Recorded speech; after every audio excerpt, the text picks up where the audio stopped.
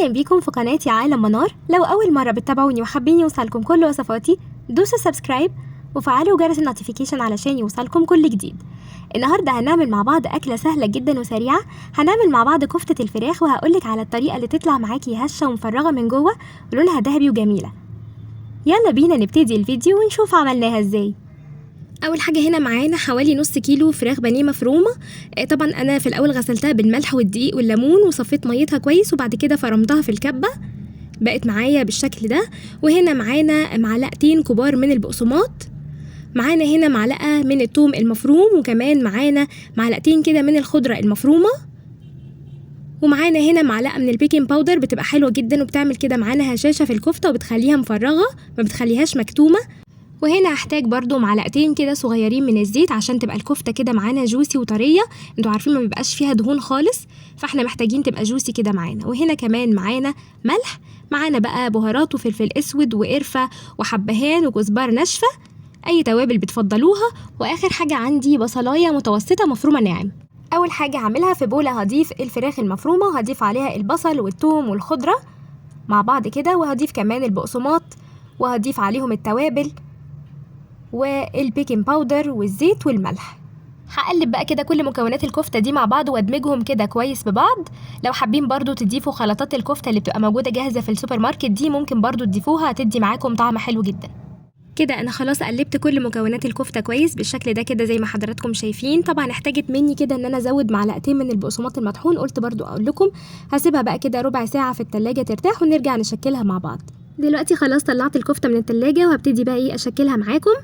خدت كده معلقه صغيره من الزيت وهبتدي ان انا اشكل الكفته. قبل ما اشكل الكفته همسح كده ايدي مسحه خفيفه من الزيت.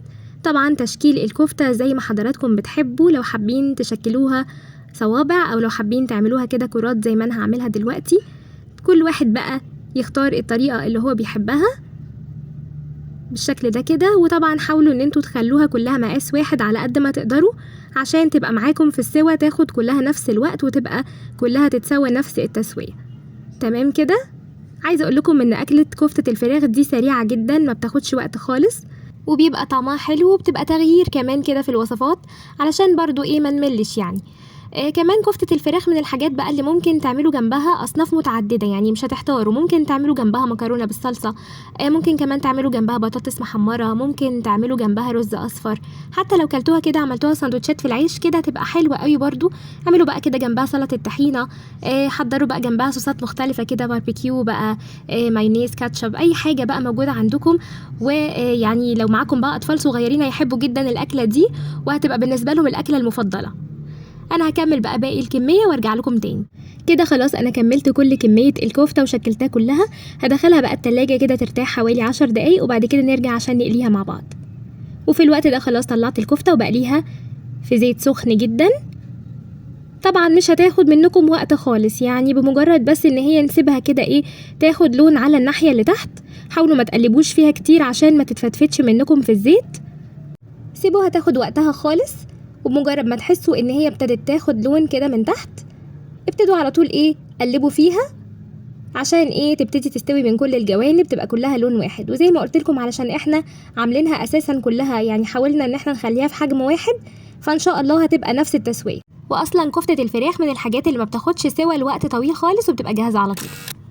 كمان هقول لكم على فكره جميله قوي ممكن تعملوها لاولادكم، فكره الناجتس. ان انتوا ممكن تجيبوا القطاعات اللي بتبقى على اشكال مختلفه بقى، ورده ونجمه وفراشه وحاجات بتبقى شكلها حلو قوي ملفته للنظر، قطعوا بيها الكفته هتطلع معاكم زي الناجتس بالظبط، لان فكره كفته الفراخ اصلا شبيهه جدا بالناجتس، فبرضه هتبقى حلوه جدا وولادكم الصغيرين يحبوها قوي. وكده خلاص الكفته استوت معايا، هرفعها من على النار. وده شكل كفتة الفراخ بعد ما قليناها في الزيت وقدمناها. شايفين ما شاء الله جميلة ازاي ولونها ذهبي. قدمنا بقى معاها بطاطس محمرة كده زي ما قلت لكم بقى، التقديم ده براحتكم العبوا فيه زي ما انتوا عايزين. وهنا كمان قدمنا جنبها ليمون مسلوق مخلل، ان شاء الله هعمله معاكم على القناة. وكمان هنا قدمت جنبها بتنجان مخلل، عملته معاكم قبل كده في فيديو على القناة، هحط لكم اللينك في الديسكريبشن بوكس برضو علشان ترجعوا له لو حابين. أكلة جميلة وبسيطة، أتمنى تجربوها وتعجبكم. ولو عجبتكم أكلتنا النهاردة ما تنسوش اللايك والشير والسبسكرايب، وأشوفكم في فيديو جديد. باي باي.